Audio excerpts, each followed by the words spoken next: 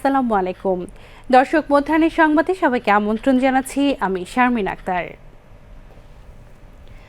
রাজস্ব নীতি ও রাজস্ব ব্যবস্থাপনা সংশোধন অধ্যাদেশ 2025-এর খসড়ার চূড়ান্ত অনুমোদন দিয়েছে উপদেষ্টা পরিষদ। গতকাল প্রধান উপদেষ্টার কার্যালয়ে অনুষ্ঠিত উপদেষ্টা পরিষদের বৈঠকে এ অনুমোদন দেওয়া হয়। প্রধান উপদেষ্টা প্রফেসর মোহাম্মদ ইউনুস সভায় সভাপতিত্ব করেন। বৈঠকে বাংলাদেশ ও পাকিস্তানের কূটনৈতিক ও অফিসিয়াল পাসপোর্টধারীগণের পারস্পরিক ভিসা অব্যাহতি চুক্তির খসড়া অনুমোদন করা হয়েছে। এছাড়া উপদেষ্টা পরিষদকে সংস্কার কমিশন সমূহের সুপারিশ বাস্তবায়ন অগ্রগতি সম্পর্কে অবহিত করা হয়েছে। সভায় উপদেষ্টা পরিষদের সদস্যবর্গ ও সংশ্লিষ্ট সচিবগণ উপস্থিত ছিলেন। উপদেষ্টা পরিষদের বৈঠক শেষে রাজধানীর ফরেন সার্ভিস একাডেমিতে সাংবাদিকদের ব্রিফিং করেন প্রধান উপদেষ্টার প্রেস সচিব শফিকুল আলম। তিনি জানান, রোহিঙ্গা সংকট আন্তর্জাতিক ফোরামে তুলে ধরতে আগামী 24, 25 ও 26 আগস্ট কক্সবাজারে আন্তর্জাতিক রোহিঙ্গা সম্মেলন অনুষ্ঠিত হবে।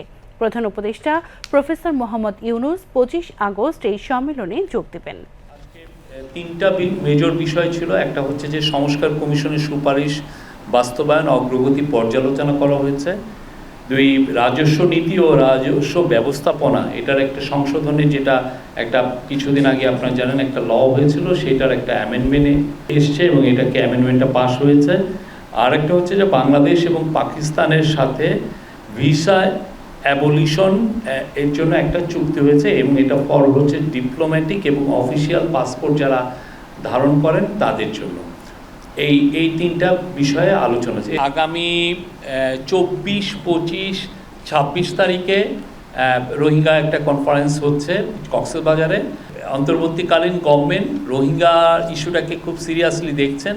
এই বিষয়ে আমরা অনেকের সাথে আমরা কাজ করছি, অনেক দেশের সাথে খুব নিবিড়ভাবে আমরা এই বিষয় নিয়ে আলাপ আলোচনা করছি।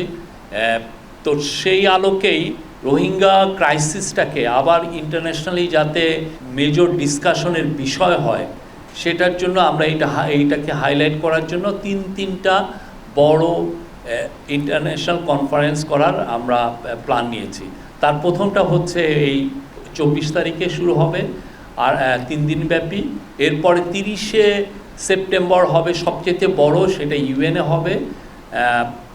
সেখানে আমরা আশা করছি 170টার মতো দেশ পার্টিসিপেট করবে। তার পরবর্তীতে আরও একটা কনফারেন্স আমরা আশা করছি দোহা, কাতারে হওয়ার। We expect that it will be held in দোহা।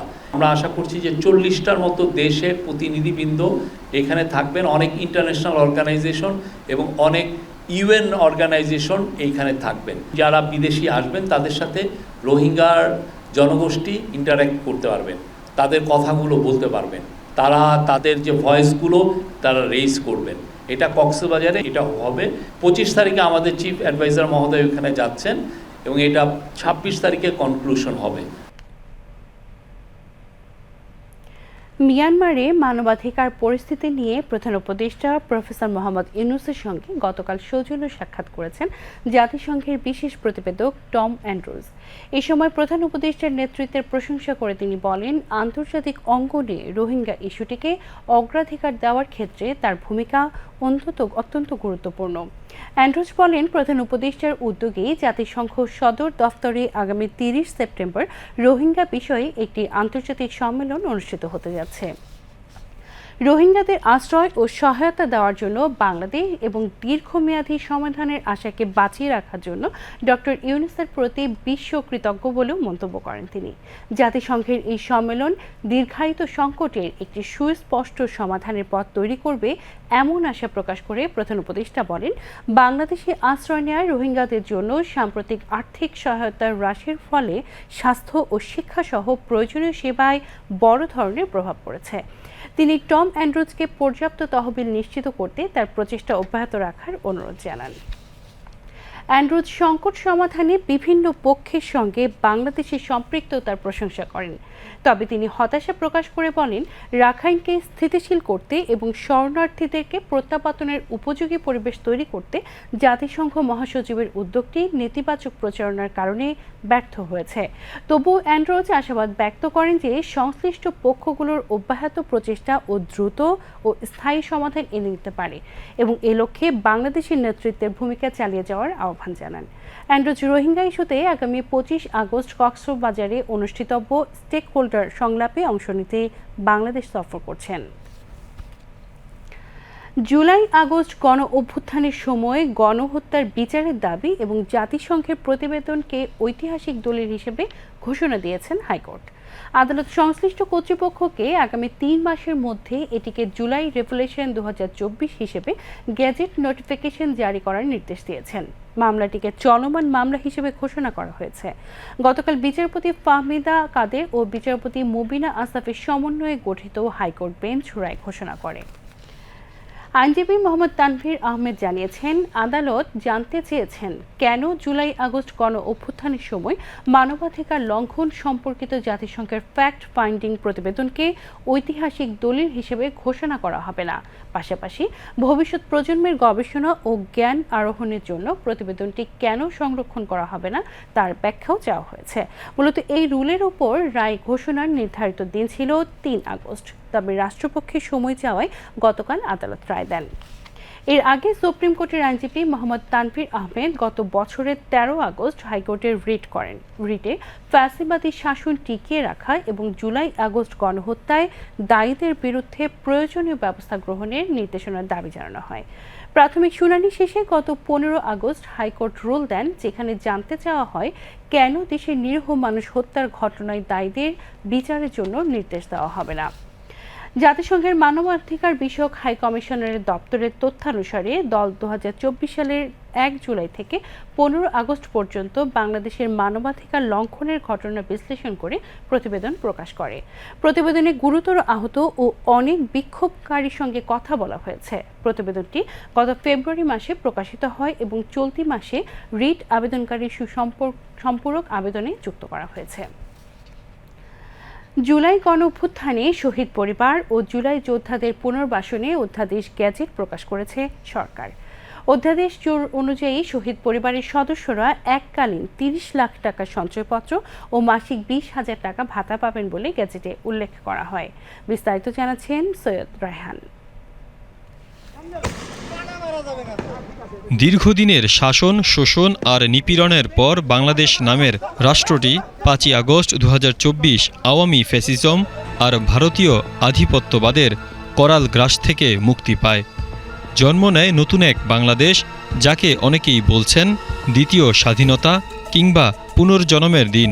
গত 1.5 শতকে শেখ হাসিনা প্রথাগত স্বৈরাচারদের তুলনায় ভিন্ন এক ফ্যাসিজম কায়েম করেছিল, যেখানে নির্বাচন ব্যবস্থা চালু ছিল কিন্তু ভোটাধিকার ছিল না। মুক্তিযুদ্ধের চেতনার ব্যবহার ছিল, কিন্তু চেতনার 3 মূলনীতি সাম্য, মানবিক মর্যাদা ও সামাজিক ন্যায় বিচারের প্রয়োগ ছিল না। উন্নয়নের মিথ্যা বয়ান তৈরি করে লুটপাটের ভাগাভাগি তন্ত্র কায়েম করেছিল। রাজনীতিবিদ, মন্ত্রী, এমপি, ব্যবসায়ী ও সুবিধাভোগী অনুগত পুলিশ, আমলা, মিলিটারি, গোয়েন্দা এবং সামাজিক ও বুদ্ধিজীবী শ্রেণী সবাই মিলে রেমিটেন্স যোদ্ধাদের রক্ত পানি করা ডলার এবং সাধারণের করের টাকাই শুধু ডাকাতি করেনি, উল্টো বিদেশি ঋণের বোঝাও চাপিয়ে দিয়েছে। এসব কারণে মানুষের মনে জন্ম নেয় তীব্র ক্ষোভের পাহাড়। ক্ষমতা হারানোর ভয়ে সরকারের আচরণ হয়ে ওঠে বেপরোয়া। তাই কোনো গণ আন্দোলন যাতে গড়ে উঠতে না পারে, সেজন্য তৈরি করা হয় ভীতির এক পরিবেশ।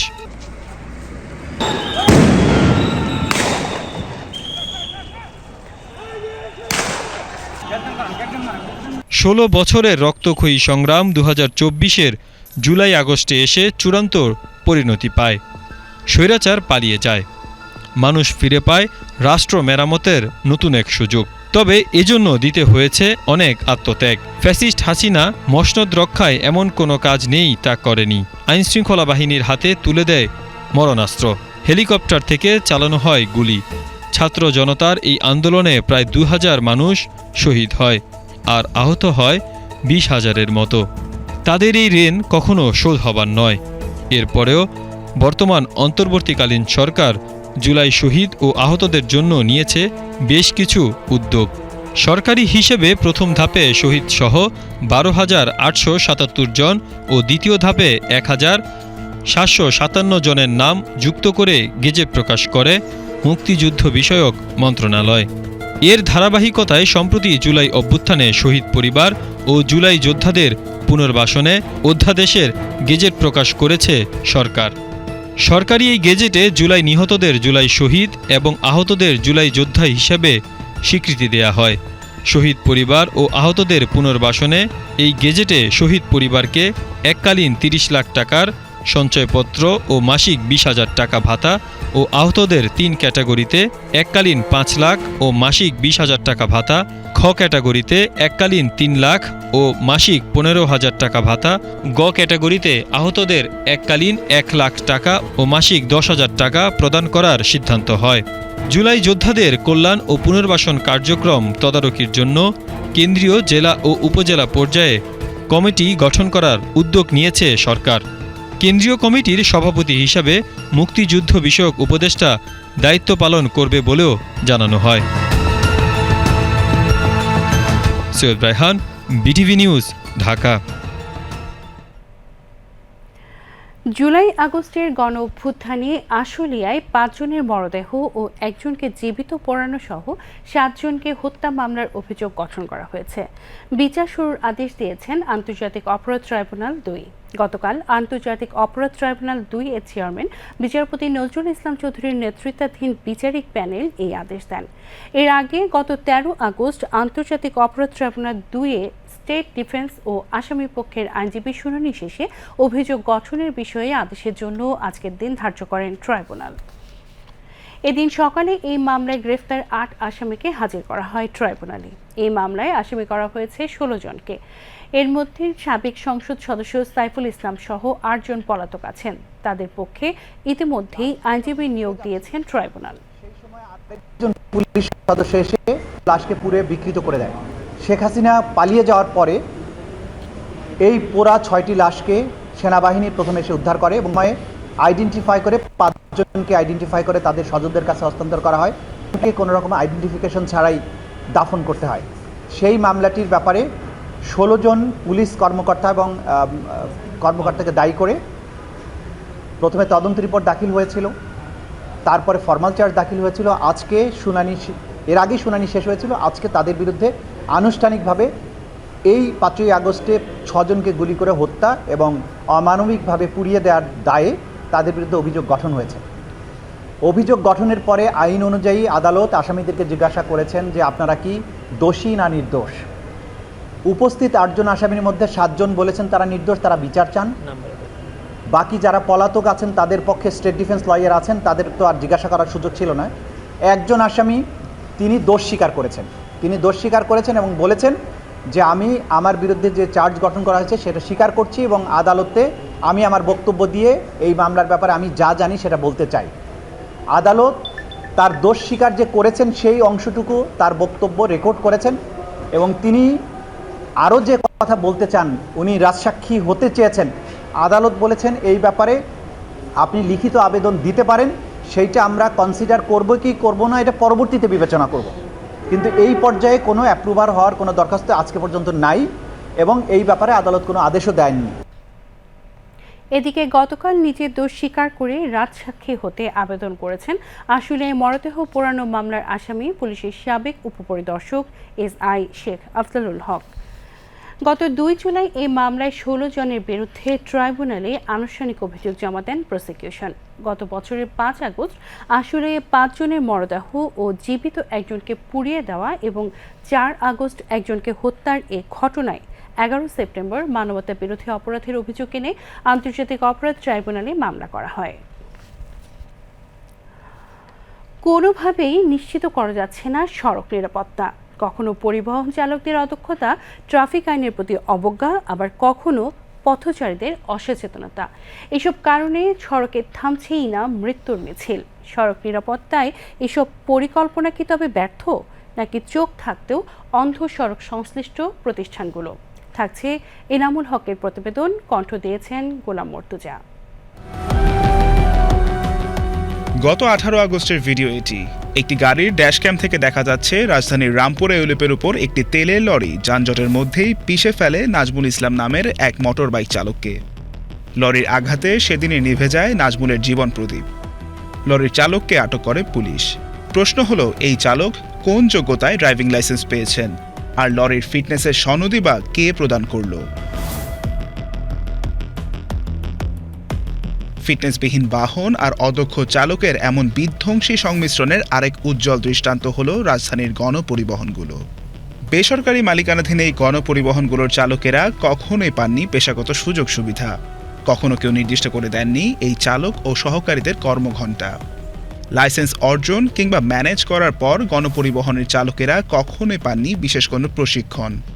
ফলস্বরূপ ঢাকা পেয়েছে ট্রিপ ভিত্তিক গণপরিবহন, যেখানে খরচ তোলার একমাত্র উপায় প্রতিযোগিতার মাধ্যমে অহরহ যাত্রী তোলা। যদি রাস্তায় যাত্রীর জন্য অনেক সময় পারাপারি করতে হয়, কারণ কন্ট্রাক্টের গাড়িগুলো বেশিরভাগই পারাপারি করে, যে গাড়িটা কন্ট্রাক্ট জমা উঠাইতে হইব, তেল উঠাইতে হইব, রাস্তার খরচ আছে, তারপরে বেতন নিতে হইব। এই ক্ষেত্রে অনেক সময় পারাপারি করে গাড়ি চালাইতে হয়, এই জন্য আর কি হয়তো অ্যাক্সিডেন্ট হইতে পারে। বেতন পাই আর না পাই এটা মালিক দেখবো না, আমরা মালিক জমা নিব, তারপরে হইছে বেতন পাইলে পেলাম, না পেলে নাই। সুযোগ পেলেই ট্রাফিক আইন ভঙ্গের উৎসবে মেতে ওঠে চালকেরা, কিন্তু তাদের নিয়ন্ত্রণের দায়িত্ব তো দেয়া হয়েছে কিছু প্রতিষ্ঠানকে। কোথায় সেসব রক্ষকেরা? চালকের যত না দায়, তার থেকে বেশি হলো চালক যে মানছে না, তাকে দেখার জন্য একজনকে কিন্তু রাখা হয়েছে। সে যদি নিবিড়ভাবে কাজ না করে, মানুষ জন্মগতভাবে সুযোগ সন্ধানী, সে সুযোগটা নিয়ে যদি ছাড় পেয়ে যায়, তখন এটা মহামারীর মতো অন্য যারা ভদ্র ছিল তারাও অভদ্র হয়ে যায়, বিশৃঙ্খল হয়ে যায়। সারা বৎসর ধরে আমি পথটাকে নিরাপদ রাখব, যারা গাড়ি চালাচ্ছে গাড়ি ফিটনেসগুলি আমি নিবিড়ভাবে দেখব, কারা চালাচ্ছে সেই চালকগুলিকে আমি ভালোভাবে বৈধ না অবৈধ সেটা দেখব। রাজধানীর চলাচলকে নির্বিঘ্ন রাখতে 4000 সদস্যের ট্রাফিক ইউনিট প্রতিদিন বিভিন্ন সড়কে কাজ করছে। আইন ভঙ্গ করা চালকদের বিরুদ্ধে নিয়মিত ব্যবস্থাও নেওয়া হচ্ছে বলে জানান বাংলাদেশ পুলিশের এই উপপুলিশ কমিশনার। ইতিমধ্যে বেশ কিছু পদক্ষেপ গ্রহণ করেছি। বিভিন্ন ব্যস্ততম যে ইন্টারসেকশনগুলো রয়েছে সেখানে কিছু ডাইভারশন আমরা পরীক্ষামূলকভাবে চালু করেছি, এবং ইতিমধ্যে কিছু কিছু ক্ষেত্রে আমরা বেশ ইতিবাচক ফলাফল পেয়েছি। মামলা করা বা জরিমানা দেওয়া এটা আমাদের কিন্তু মুখ্য উদ্দেশ্য না। আমাদের মুখ্য উদ্দেশ্য হচ্ছে মানুষকে ট্রাফিক আইন মেনে চলতে বাধ্য করা, যাতে করে নগরের যে গণপরিবহনের শৃঙ্খলা সেটা যেন বজায় থাকে। মাঠ পর্যায়ে চালকদের সাথে কাজ করা এই পুলিশ সার্জেন্টও উদ্বুদ্ধ করেন সড়ক আইন মেনে চলতে। পরিবহন চালক তাদেরকে হচ্ছে সড়ক পরিবহন আইন 2018 বিষয়ে ভালোভাবে জ্ঞান রাখতে হবে। তারা যদি এই বিষয়ে সচেতন হতো বা যথেষ্ট জ্ঞান রাখতো, দেখা গেল যে আমাদের অনেকগুলো আমরা যানজট থেকে কিছুটা হলেও আমরা রিলিফ পাবো। রাজধানীর ফুটপাত আর ফুটওভার ব্রিজগুলো সরেজমিনে ঘুরে দেখা যায় দখলদারির ভয়ানক চিত্র। বিটিভির ক্যামেরা দেখেই অভিযোগের ফুলঝুরি পথচারীদের মুখে।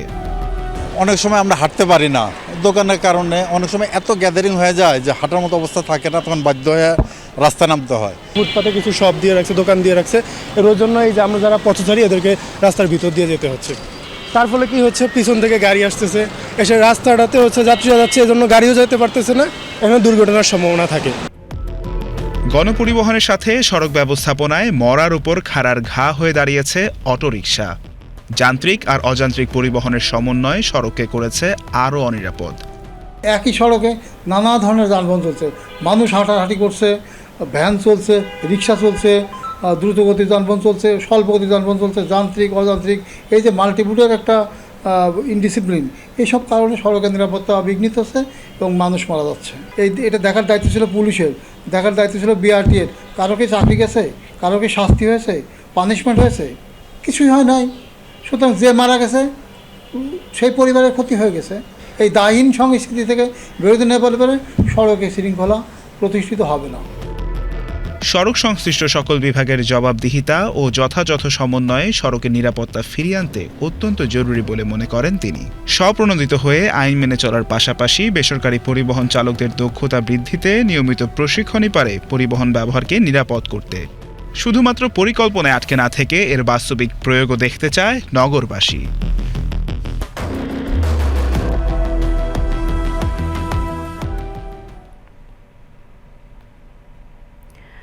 নতুন করে প্রতিযোগিতা নিরপেক্ষ ও অন্তর্ভুক্তিমূলক করতে জেলা প্রশাসকদের প্রতি আহ্বান জানিয়েছেন তথ্য ও সম্প্রচার উপদেষ্টা মোহাম্মদ মাহফুজ আলম।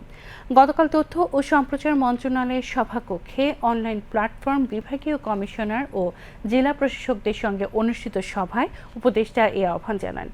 নতুন করে প্রতিযোগিতার উদ্দেশ্য তুলে ধরে উপদেষ্টা বলেন, নতুন প্রজন্মের সাংস্কৃতিক জাগরণের লক্ষ্যে দীর্ঘদিন পর নতুন করে প্রতিযোগিতা শুরু হচ্ছে। সভায় মন্ত্রণালয়ের সচিব মাহবুবা ফারজানা বলেন, জেলা প্রশাসন স্থানীয় অংশীজনদের নিয়ে নতুন করে প্রতিযোগিতা বিষয়ে সভা আয়োজন করলে এই প্রতিযোগিতা আরও ফলপ্রসূ হবে।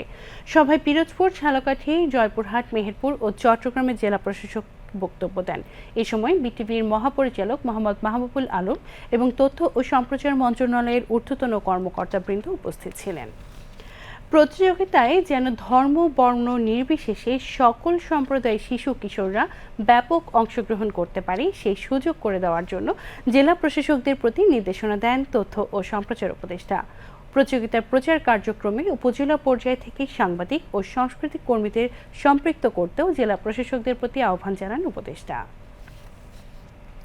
দর্শক, এবারে যাচ্ছি আন্তর্জাতিক সংবাদে।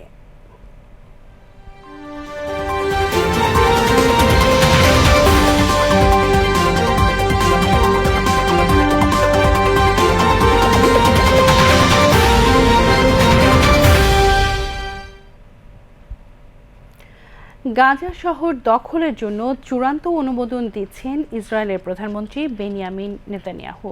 এ নিয়ে ইসরায়েলি সৈন্যদের সবুজ সংকেত দিয়েছেন তিনি। একই সাথে ইসরায়েলের বাকি বন্দীদের মুক্ত করা এবং তেল আবিবের গ্রহণযোগ্য শর্তে প্রায় 2 বছর ধরে চলা যুদ্ধ অবসানের লক্ষ্যে হামাসের সাথে আবারও আলোচনায় বসার কথা জানান তিনি। বৃহস্পতিবার গাজার কাছে সৈন্যদের উদ্দেশ্যে বক্তব্য রাখার সময় নেতানিয়াহু বলেন, তিনি এখনও ফিলিস্তিনি ভূখণ্ডের জনবহুল কেন্দ্রস্থল গাজা শহর দখলের পরিকল্পনায় সম্মতি দেওয়ার ব্যাপারে দৃঢ় প্রতিজ্ঞ। এই পরিকল্পনার আওতায় প্রায় 10 লাখ মানুষকে জোরপূর্বক স্থানচ্যুত করা হবে এবং ফিলিস্তিনিদের বাড়িঘর পদ্ধতিগতভাবে গুঁড়িয়ে দেওয়া হবে বলে জানান তিনি।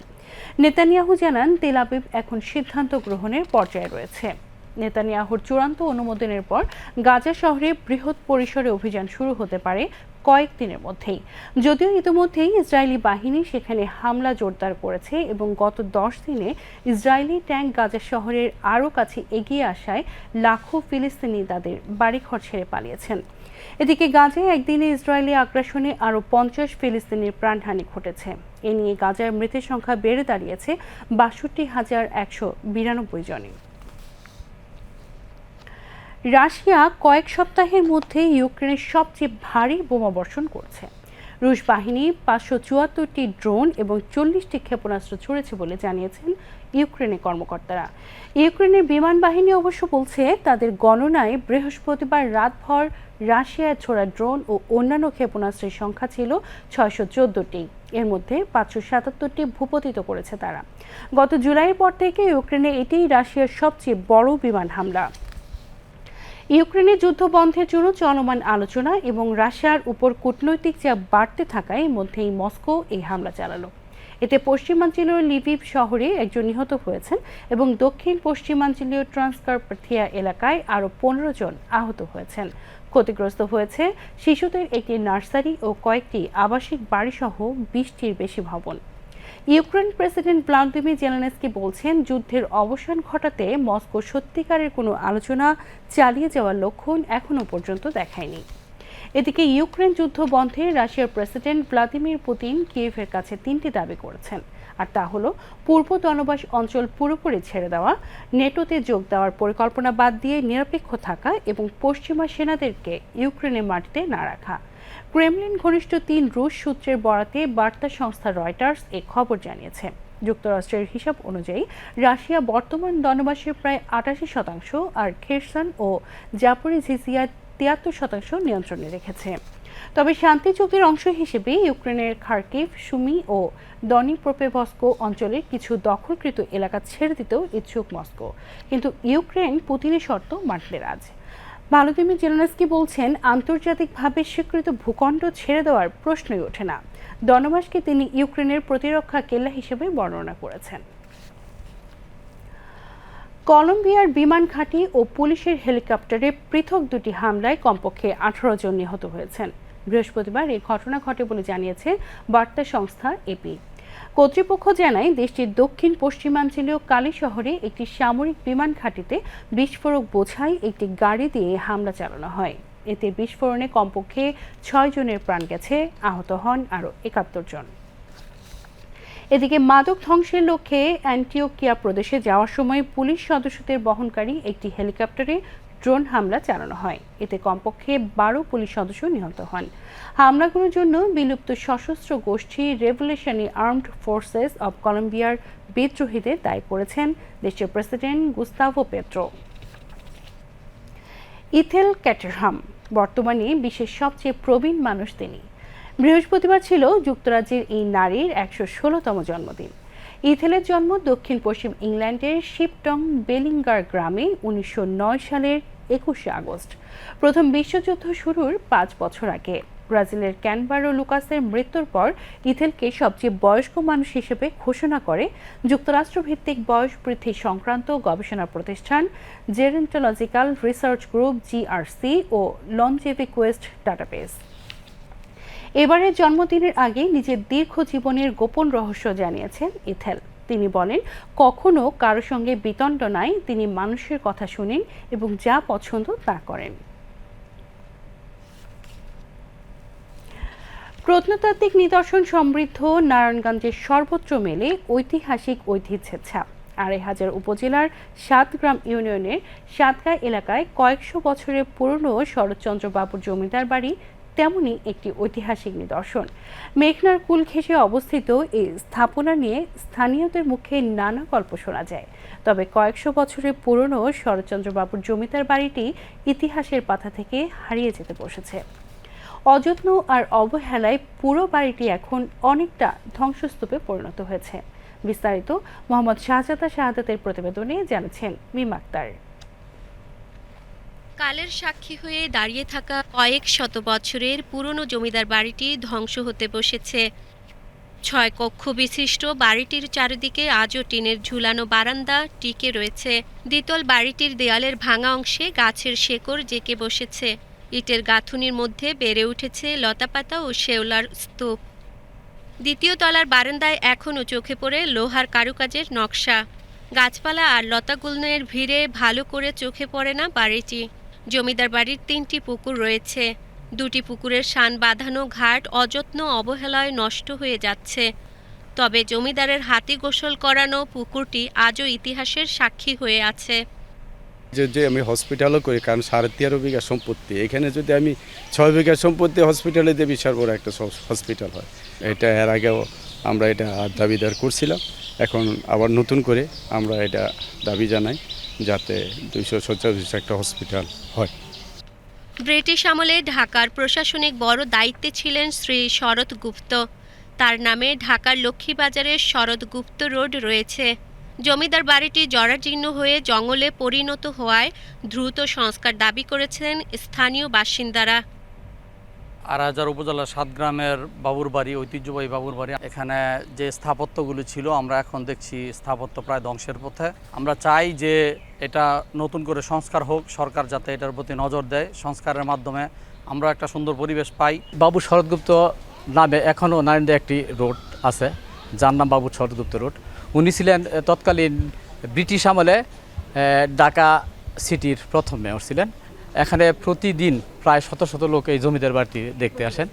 স্থানীয়দের দাবি, প্রত্নতত্ত্ব বিভাগ দ্রুত কার্যকর পদক্ষেপ নিলে এখনও জমিদার বাড়িটি সংরক্ষণ করা সম্ভব। এর মাধ্যমে ঐতিহাসিক এই স্থাপনাটি যেমন বেঁচে থাকবে, তেমনি পর্যটক সহ নতুন প্রজন্ম পরিচিত হতে পারবে নারায়ণগঞ্জের 2500-এর ইতিহাস ও ঐতিহ্যের সঙ্গে। এটি শুধু 2500 না, নারায়ণগঞ্জ জেলার মধ্যে একটি ঐতিহ্যবাহী পরিবারের বাড়ি।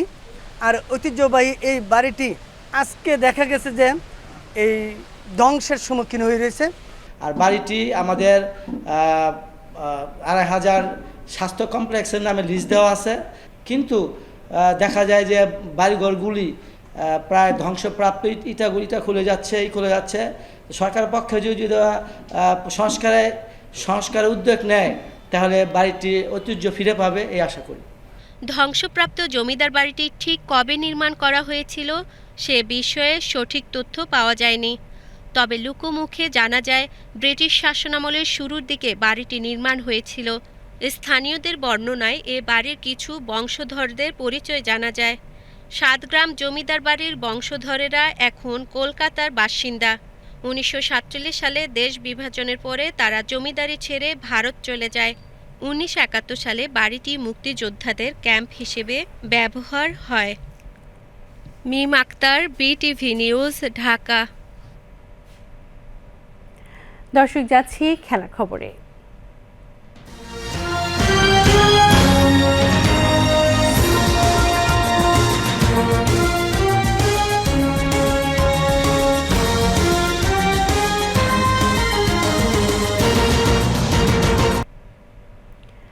সাউথ অনূর্ধ্ব 17 নারী ফুটবল চ্যাম্পিয়নশিপে নিজেদের দ্বিতীয় ম্যাচে আজ বিকেলে ভারতের মুখোমুখি হবে বাংলাদেশ।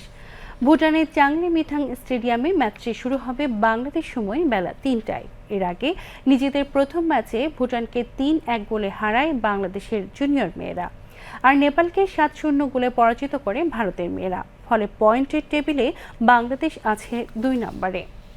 গোল ব্যবধানে এগিয়ে থাকায় 1 নম্বরে রয়েছে ভারত। তাই আজকের ম্যাচে ভারতকে হারিয়েই শীর্ষ স্থান দখল করতে মরিয়া বাংলাদেশের অনূর্ধ্ব 17 দলের ফুটবলাররা। 2025-26 মৌসুমের বুন্দেসলিগার পর্দা উঠছে আজ। জার্মানির শীর্ষ ফুটবল লিগের সূচনা ম্যাচে শিরোপাধারী বায়ার্ন মিউনিখ তাদের শিরোপা রক্ষার অভিযান শুরু করবে আরবি লিপজিগের বিপক্ষে। গত সপ্তাহে স্টুটগার্টের বিপক্ষে সুপার কাপ জয়ের মাধ্যমে মৌসুম শুরু করা বায়ার্ন ঘরের মাঠে অ্যালিয়াঞ্জ অ্যারেনায় লিপজিগকে আতিথ্য দেবে। ডাচ কোচ ভিনসেন্ট কম্পানির অধীনে বায়ার্ন গত মৌসুমে দুর্দান্ত ফুটবল খেলে বুন্দেসলিগার শিরোপা পুনরুদ্ধার করে। দ্বিতীয় স্থানে থাকা বায়ার লেভারকুসেনের চেয়ে 13 পয়েন্টে এগিয়ে থেকে তারা চ্যাম্পিয়ন হয়। লিপজিগ গত মৌসুমে পয়েন্ট তালিকায় 7ম স্থানে ছিল। বায়ার্ন বুন্দেসলিগার গত আসরে 99টি গোল করে, যা 1972-73 মৌসুমের পর থেকে তাদের দ্বিতীয় সর্বোচ্চ। এর মধ্যে ইংল্যান্ড স্ট্রাইকার হ্যারি কেইন একাই করেন 34টি গোল। জুলাই মাসে প্যারিস সেন্ট জার্মেইর কাছে ক্লাব বিশ্বকাপের কোয়ার্টার ফাইনাল থেকে ছিটকে যাওয়ার পর স্টুটগার্টের বিরুদ্ধে 2-1 গোলে জয়ের মাধ্যমে জার্মান সুপার কাপ জিতে ইতিবাচকভাবে নতুন মৌসুম শুরু করেছে বায়ার্ন। দর্শক, এর সাথে শেষ করছি মধ্যাহ্নের সংবাদ। পরবর্তী সংবাদ দেখার আমন্ত্রণ রইল। আল্লাহ হাফেজ।